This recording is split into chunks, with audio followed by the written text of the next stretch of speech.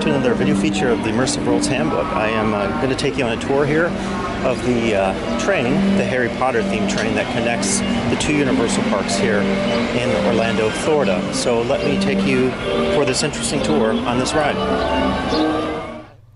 Okay, and so we'll begin here in Hogsmeade with this tour of the train ride here, what's been called the train ride in the world of theme parks.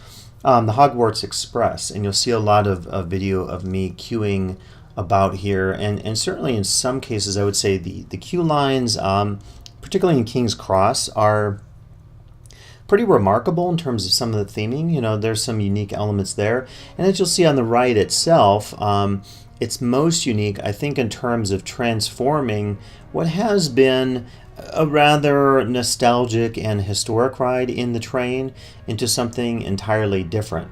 And like all other theme parks, of course, the train here is, you know, an authentic train.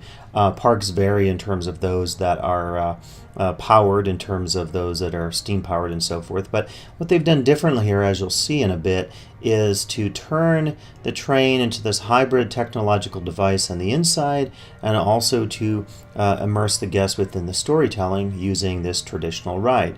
Now, if you're not familiar with the two parks, Universal Studios Florida and Islands of Adventure, what it's obviously doing, this train is connecting point A to point B. So that's very traditional in terms of the train, right? It can take you from one place to the next. If it's a large theme park, you know, it's allows the wary a traveler walking with his or her feet to get a bit of a respite, a break from the walking through the theme park on a hot day and so forth. So that's certainly a side of this particular ride that is maintained here at Universal Studios. And just to comment on the function of the traditional train ride, it seems to me the other side of this is that, you know, big theme parks often use the train as a way to show the guest a panoramic overview of what's in the park. You can get your bearings and you can see what's what, and maybe decide what to see and what to ride and that sort of thing. But as I'll be talking about here, it's a different take on this ride or mode of transportation that you see. And I should say that the other unique thing about this, as you'll get inside one of the train cabins and witness this yourself, is that the journey will vary. So the story, what you see on the screens and on the with the lighting effects on the cars, and I apologize for some of my shaky video here, but you'll see then a different story being told in each of the iterations, going from Hogsmeade to Diagon Alley and vice versa. So it's kind of unique in that sense, in that it immerses you in the story and it gives you a different perspective depending on which way you are traveling. Okay, and now you can see we're actually entering the cars. You know, I was trying to respect the concerns about filming. I did see on YouTube quite a few people with point of view videos of the particular train ride. You can see the setup here, though, is that you get in the car as you would a traditional train, and an attendant closes the door. You know, cool design on the inside, and you'll see some of the effects, both basically these, as the doors close on the windows and the door, you have exterior projection going on through lighting effects, and of course there's sound effects and dialogue and voices. So it creates, I think, particularly for children, a really cool and immersive approach to this ride. And then to the left, as you'll see in a little bit, there's the video screen, which is the primary story delivery device in terms of the narrative that's being told to the guests as they embark on this exciting ride from one Harry Potter land to the next. Okay, and let me just turn up the volume here so you can hear some of this. And again, the premise here is that you're looking out on the window, so creative use of windows, which are actually then video screens, and a narration is told. A pretty involved and innovative film project that you see, an animated film project. Again, in both cases, different stories will be told depending on which direction you're traveling. I guess I would offer to you on this is that we're seeing more and more in the world of theme parks the uses of technology. In my mind, this most successful uses of technology will not become the story itself, but will augment or enhance the storytelling, the immersion of the guest that's occurring, in this case through the cosmology of Harry Potter and all that entails. So I think they did a great job here in terms of creating that immersion and not just allowing us to gawk at the technology and wonder how they did it kind of thing, which I think is always a key. So you can see here as the ride is ending, the attendant will let us out of our cabins. And as I said before, I could just imagine, for little kids, must be an exciting ride. There's that excitement of thresholds and doors as you get out of the train here and you end up in the King's Cross station here in historic London. Again, apologies for the shaky video. Still don't have my GoPro stabilizer, which is on my list, and you'll see here a little more of the station as we're walking in.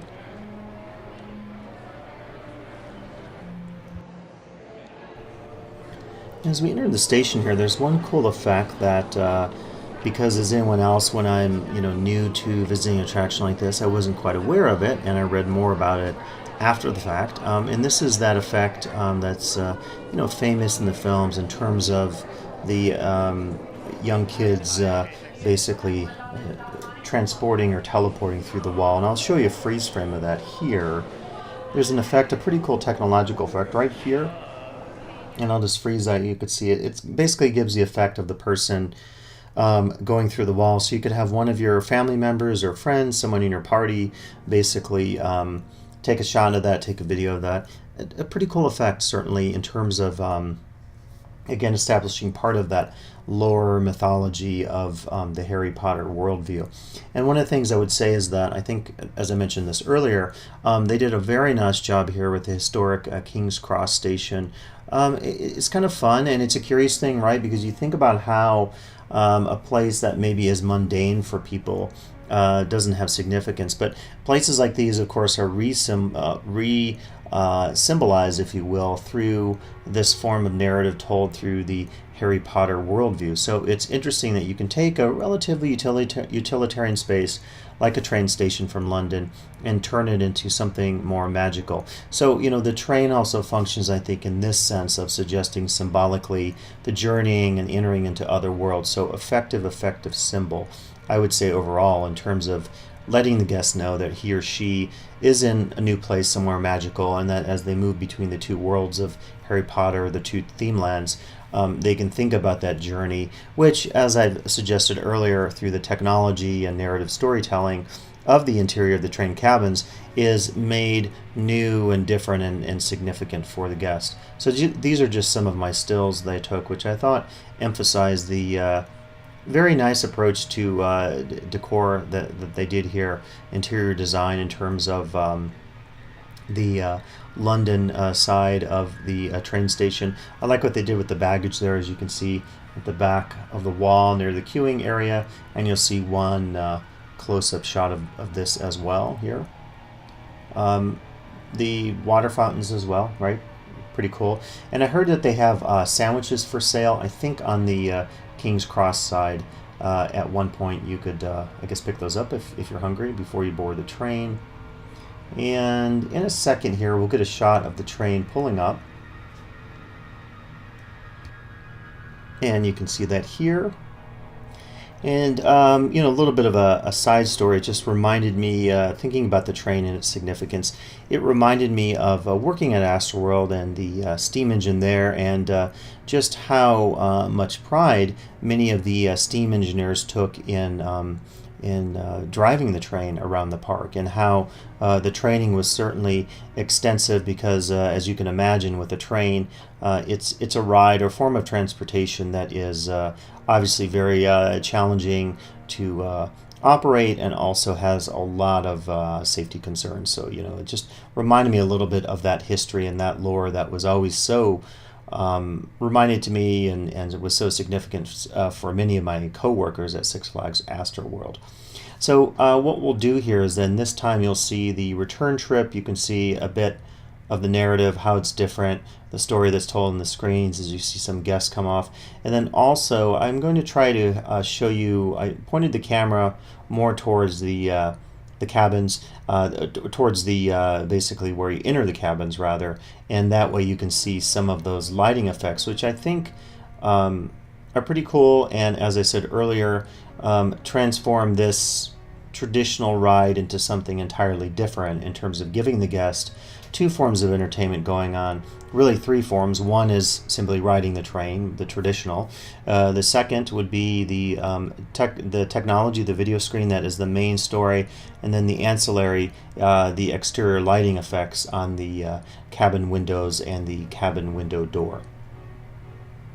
Okay, and as we did previously, we're boarding the train, so the same setup, we get into our cabins, and the attendant tells us which cabin, and you'll see the same effect here on the video screen, simulating the idea that the train is getting ready to leave here with the steam. And I'll show you some of what this is going to look like here in a second as I get my camera situated.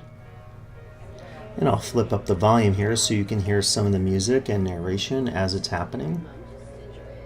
And I think really then this is the heart of the ride, right? So the one disadvantage is you don't, as you would traditionally, get to see the outside. I mean, in a sense, you could almost imagine this as a simulator in that you're not really responding to the actual environment, the backstage area of the two Universal parks. Instead, you're being immersed in this narrative.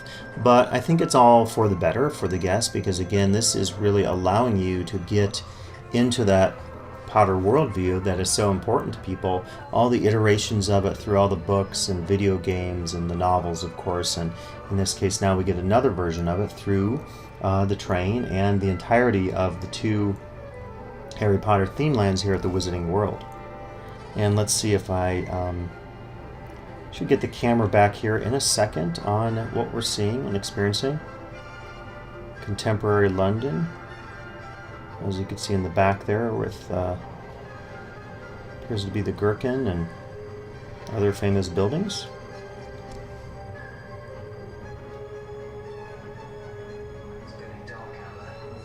And the signs of something ominous. And now here we go. Here are the effects on the exterior here, which I thought were quite cool and quite unique.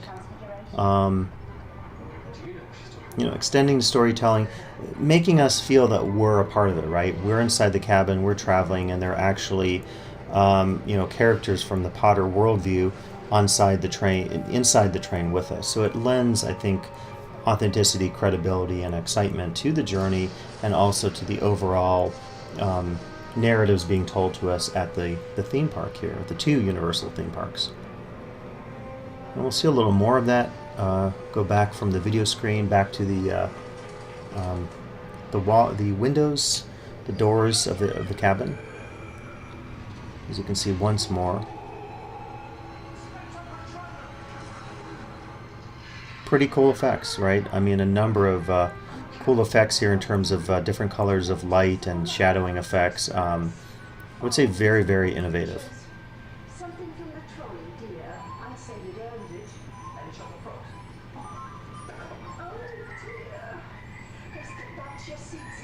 And we can hear just a bit more of this then as the ride is just about to conclude and come to the station.